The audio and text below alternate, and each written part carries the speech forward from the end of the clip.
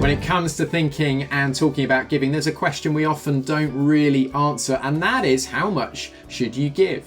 What's the right amount to give? Well, the answer for each household at St. Luke's will vary. But for all of us, our giving is supposed to be something we notice. We're to notice what we give. It's supposed to make an impact on our lives day to day, because then it will be making a difference to our church life day to day. Paul says in his second letter to the Corinthians that we're to decide for ourselves what to give, and we're to do so not under compulsion, not reluctantly, but cheerfully. So we're not supposed to go about this miserably. We're not supposed to avoid paying our bills, and we're not to get into debt for our giving.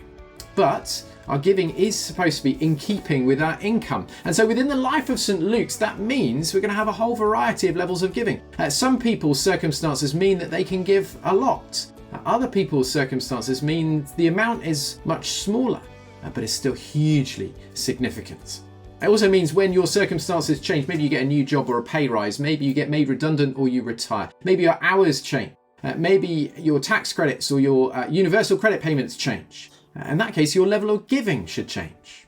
And as over the coming weeks, we ask you to pray and think and decide what your giving for the next year should look like.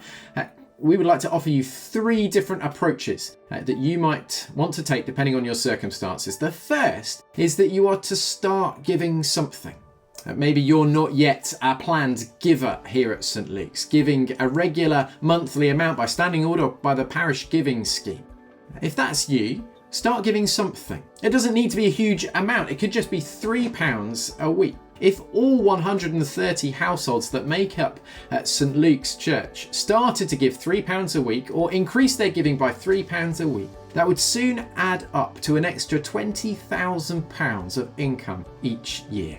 The second approach is to give from your best and not from your leftovers.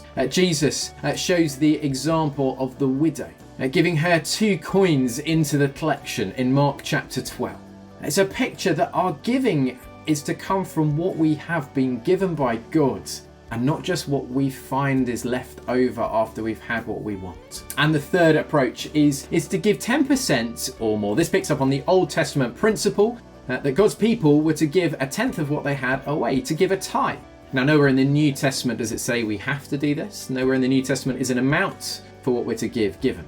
I still think 10% can be helpful. I know lots of Christians have a look at what they get in each month and set aside 10% of it. Half of it they give to a church, their church, like St. Luke's. The other half they give to Christian organisations and charities. For some of you, 10% is something to aim towards over the years. For others of you, you can give substantially more than 10%. But what matters is that we notice our giving. We're to notice what we give.